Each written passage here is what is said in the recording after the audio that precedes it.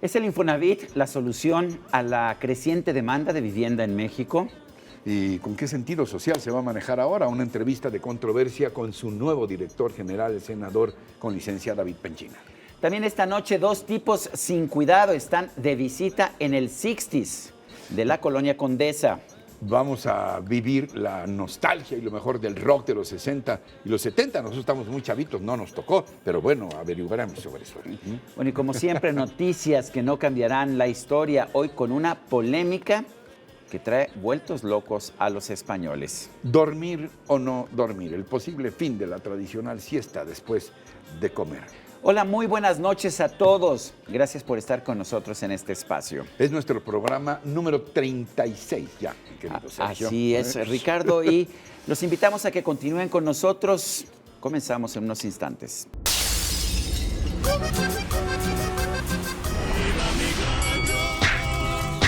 El ratón macizo.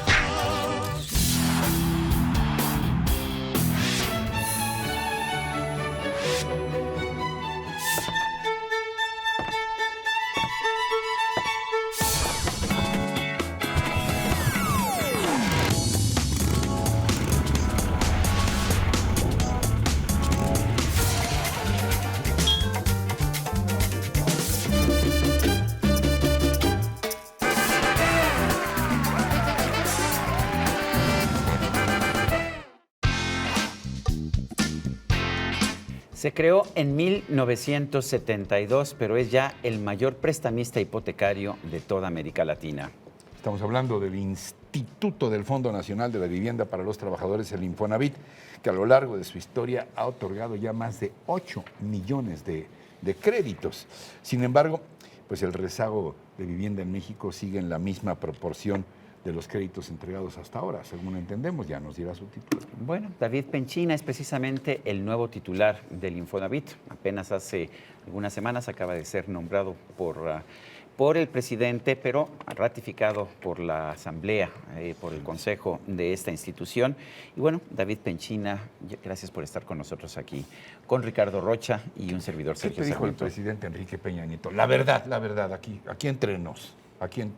Me hace una invitación. Yo soy senador con licencia para poder encabezar los esfuerzos, en sus palabras, de una de las instituciones, y coincido con él, más importantes de la seguridad social, con retos muy importantes en los próximos 3 años, no solo de generar más créditos, sino de buscar rendimiento en el ahorro de los trabajadores. Nosotros somos, en porcentaje del número de ahorros concentradas en las AFORES, representamos el 22% del ahorro para el retiro de todos los trabajadores de México. Es decir, no solo prestamos para adquirir una casa, sino mantenemos la subcuenta de vivienda a lo largo de la vida útil del trabajador para su retiro. Lo cual quiere decir que hay que conservar ese dinero, porque hubo un Infonavit en el pasado en no que el lo dinero conservó de la mejor sencillamente manera. desapareció.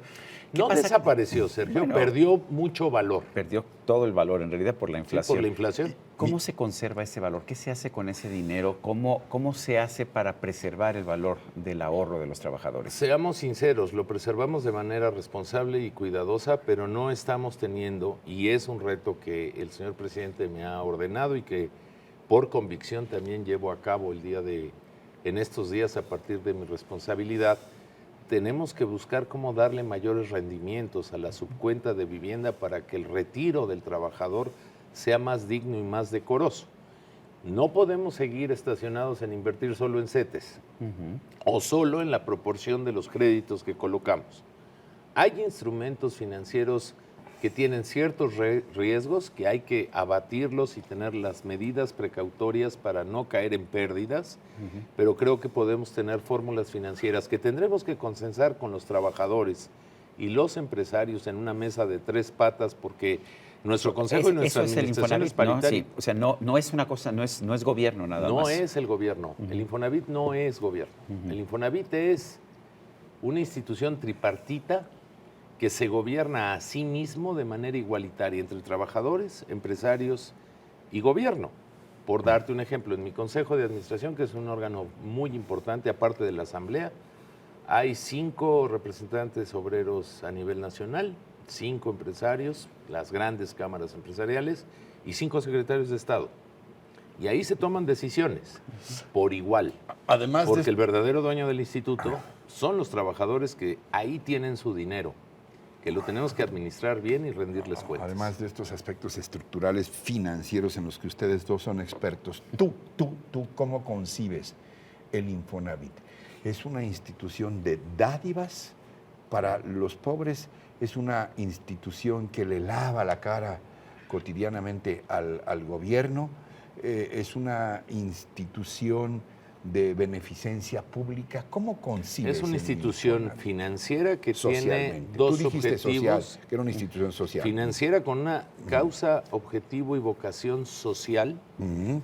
que no es del gobierno, es de los trabajadores sin demagogia alguna. Sí, pero ¿para qué? Es Para lo que hacer- se conoce como un fondo mutualista, porque hay quien nos quiere ver como un banco y no somos un banco.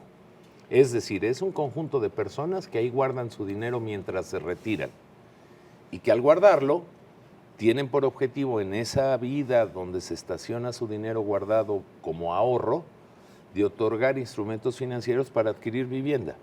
Eso que se dice tan fácil, hoy lo hace ser una institución que tiene más de 1.2 billones de patrimonio, billones. Tiene Millones de millones, pues. millones de millones. En español, no en Tiene- inglés. en español, tiene 50 millones de cuentas de gente que ha cotizado en el Infonavit. Incluyendo la Tiene mía. incluyendo la tuya y seguramente la del señor Rocha, y la de un servidor y la de los que nos hacen favor de hacer realidad este programa. Es una institución que tiene en activo más de 18 millones de cuentas hoy, que ha otorgado a lo largo de su historia casi 9 millones de créditos. Vamos a llegar este mes a los 9 millones de créditos.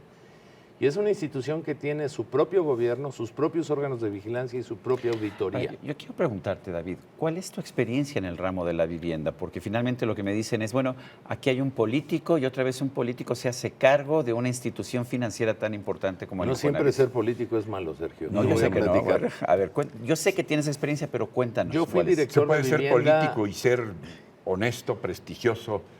Bueno, y con en este una buena caso, imagen. ¿cuál es Mira, tu yo no sé si experiencia en prestigioso, vivienda? pero he tratado de ser honesto en mi vida profesional. Llevo 30 años en una formación técnico-financiera con vocación social. Fui director de vivienda en la época del presidente Salinas, donde encabezaba la Secretaría Luis Donaldo Colosio.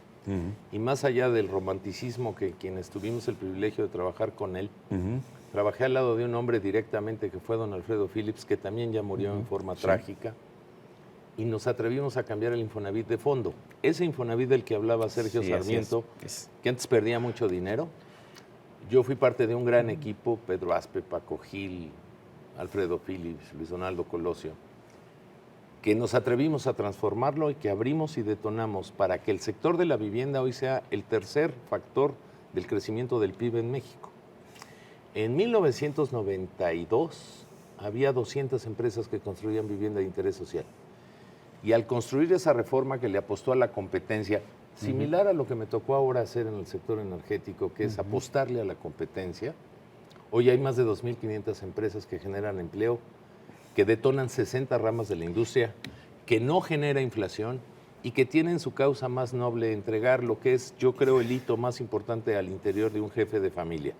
El tener un techo digno donde vivan sus hijos Eso te insisto, y el en donde sentido- se construyan historias. El sentido social. Luego fui regulador bancario, luego fui legislador, siempre en las comisiones económicas. Y he tenido un privilegio de defender una convicción, Sergio. Hay que apostarle a la capacidad emprendedora de la gente. Hay que ser menos gobierno para que permitamos dar paso a la creatividad de la gente. Este país solo va a salir adelante si nos atrevemos a apostarle a que la gente sea libre, no solo en elegir a sus gobernantes, sino en tener un entorno económico donde pueda detonar su capacidad. Y eso me tocó hacerlo en el sector de la vivienda. Por eso el privilegio que me da el presidente de encabezar el Infonavit, pues para mí es una enorme oportunidad. Yo sé que Ricardo se muere por hacerte una pregunta y yo te voy a hacer una después, pero a ver, adelante. ¿Tú quieres No, insistir sí, en la parte yo social?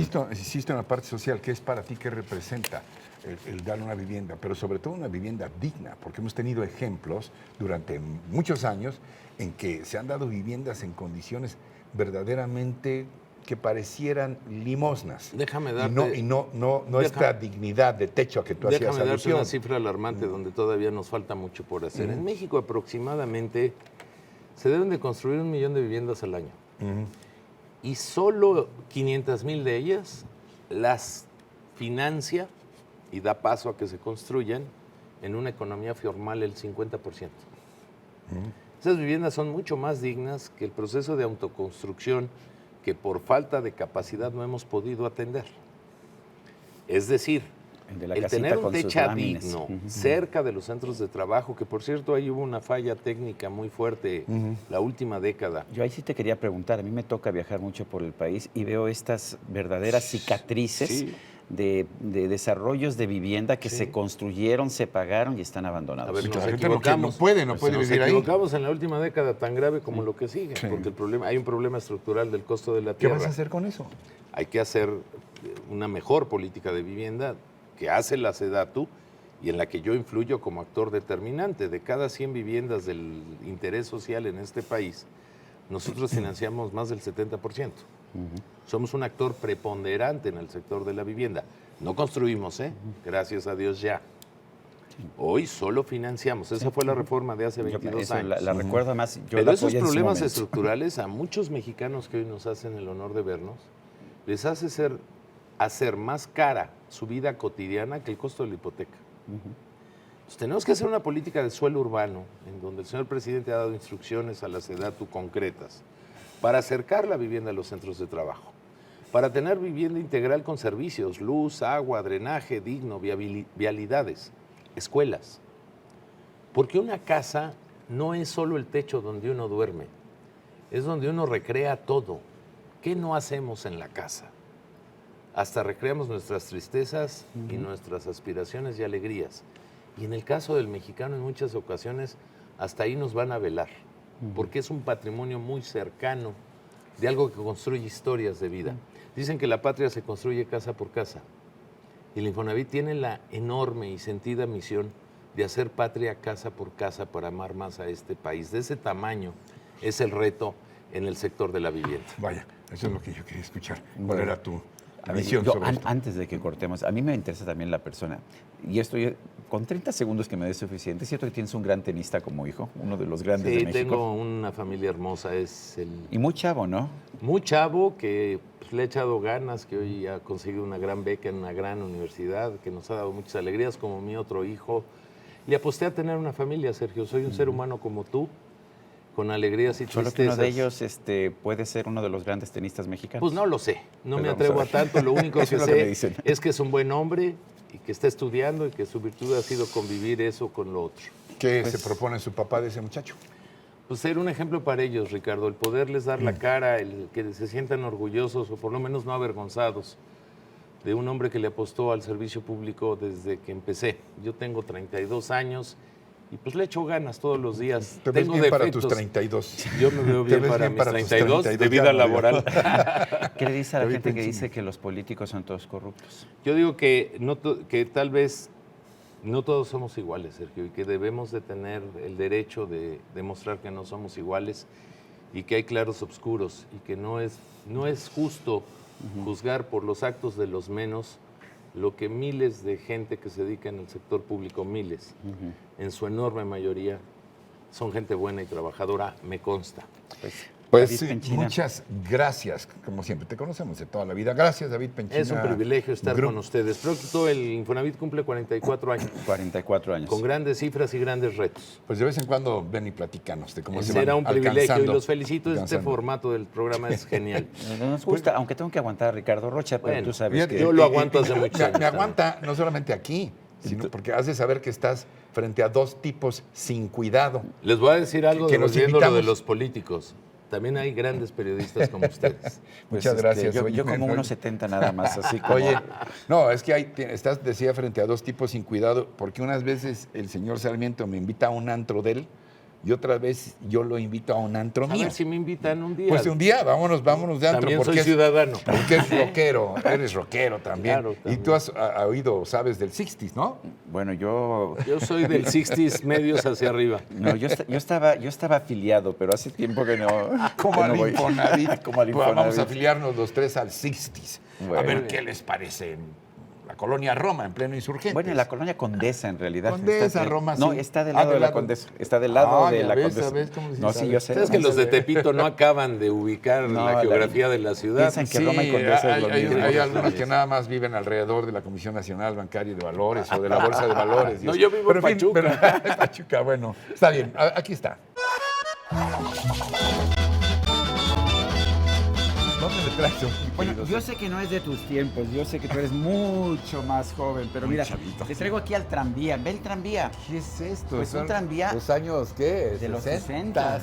Porque este lugar se llama el 60s y bueno, Ándale. yo sí me subí a estos tranvías, iba hasta de mosca en los tranvías, pero bueno, aquí hay un lugar que a mí me parece Aquí en realmente muy plena interesante. Condesa, orillitas de la Condesa. Eso es aquí en Insurgentes y Sonora, pero aquí del lado de la Condesa. Ven, A mira, ver. mira. Muy bien, a ver, vénganse todos. A ver a dónde me lleva el señor Sarmiento. Pues mira. Buenas tardes. Buenas tardes, ¿cómo está? Buenas tardes, ¿cómo Hola, están? Buenas tardes. Buenas. Pues A mira, ver, el lugar querido Sergio. a mí ha estado cercano a mi corazón desde hace realmente mucho tiempo, Ricardo. digas. Aquí venía Buenas, yo buenas, ¿qué tal, de jóvenes? joven ¿Cómo y de están? no tan joven. ¿Cómo están? Buenas tardes. Y si quieres sentarte aquí es música rockera, ¿eh? Ah, bueno. Yo sé que tú eres de la bohemia romántica y de todas mira, esas pero vieras cosas. que también me pegó muy fuerte. Mira, aquí está También Laura de rock and Muñoz. roll. Laura Muñoz es nuestra anfitriona el día de hoy. ¿Cómo estás? Óyeme. Laura, siempre he pensado que hay tipos con suerte como el señor Sarmiento. Bueno, claro, por supuesto. Porque Yo además también del los besos, ¿eh? rock Pues and así. roll, sí. No, Yo doy claro. 2 besos. Pregúntame si por europeo. ¿Por europeo? No, por por coqueto. visto, por Ah, visto. ok. Oye, qué gusto y qué honor estar aquí. A ver, en el 60s. Cuéntanos del 60s. Yo he venido aquí desde hace muchos años, pero me gusta porque además es distinto. Tiene una parte aquí abajo, tiene otra parte allá arriba. Cuéntanos, Laura, de este 60s. Bueno, 60s Bar tiene... Este año cumplimos 26 años. 26 años. Por eso te digo que no lo conocía, estás demasiado chavo. No, sí había venido un par de veces. Este lugar comienza en 1990. Se abre con un concepto de rock and roll, que era un concepto que estaba muy de moda en los 90. La gente joven seguía escuchando el rock and roll a pesar de que era más de los 60, de los 70. Entonces se abre como un lugar para atraer esa música a su público, esa música oldies que en ese tiempo no se escuchaba mucho en la Ciudad de México. Había pocos lugares que dedicaban un tributo al rock. Entonces 60s Bar abre como para hacer un homenaje a todas esas grandes bandas, tanto las bandas en otro idioma como las propias. Pero cuéntanos de los dos espacios. Estamos aquí abajo en la parte del bar, cantina, pero hay otro espacio. Pero hay allá el arriba. restaurante también. Sí, claro. ¿Y Este qué es tal? ¿Y un- se come bien? Aquí- Sí, claro, es Muy rico. tenemos cortes de carne, tenemos muchas especialidades, todas dedicadas a este concepto. Los nombres de los platillos van enfocados, tenemos platillos con el nombre de Elvis, de Tina Déjame Turner. rescatar algo, dijiste una palabra clave. Más que un lugar, es un concepto. Sí. Es un concepto 60s. Un ambiente. Un ambiente. Sí, todo por eso. supuesto, se busca, arriba está dedicado más como las viejas discotecas de los años 80, hay música en vivo, hay pista de baile, hay Ándale. diferentes dinámicas que tenemos a lo largo de la semana. ¿Y en la noche a qué hora empiezan? En la noche abrimos a partir de las 8 de la noche, es ¿Y se el pone horario bueno de a partir de apertura. qué hora? Pues se pone bueno desde las 8 de la ¿En noche. serio? Sí, a veces tenemos algunas dinámicas como lo son clínicas de baile, le enseñamos a la gente a bailar música disco. El señor es un experto, pero en la onda de salsa.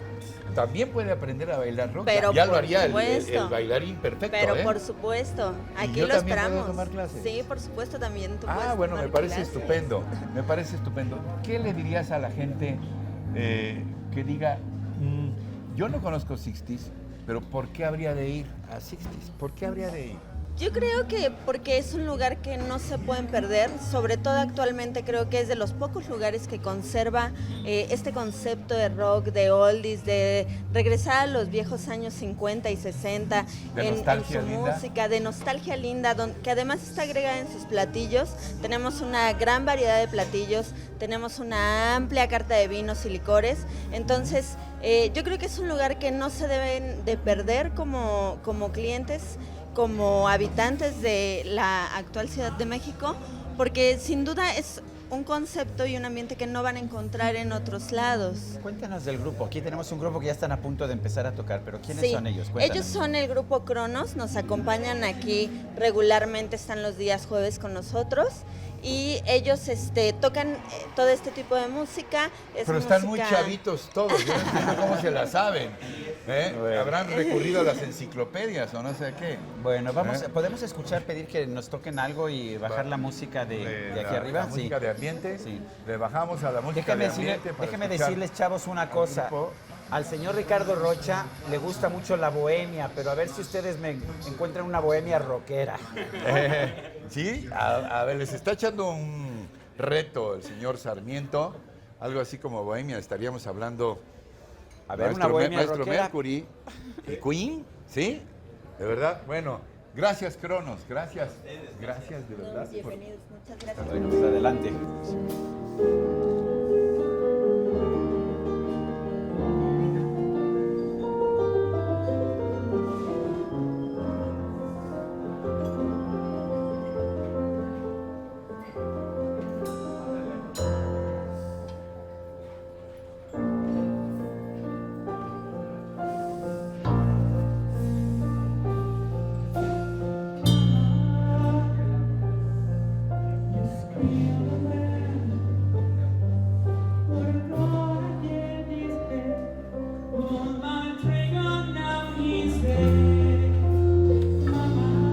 ¡Ey! Suena muy bien. La bohemia, pero bohemia. rockera, hombre.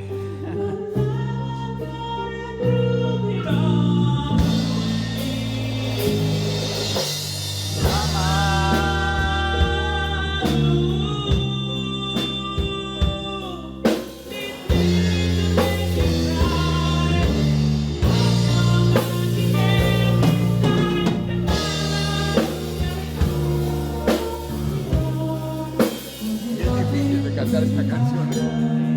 El maestro Freddie Mercury. Sí.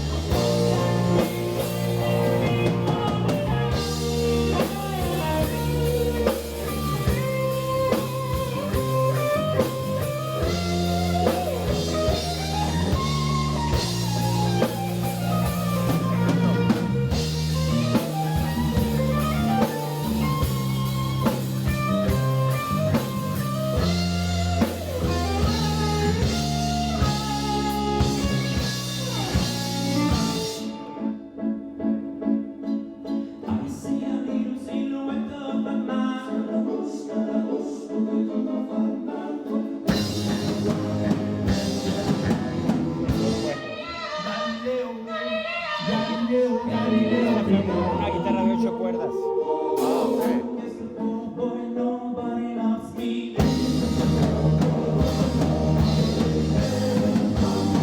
La pista 5 son raros los instrumentos.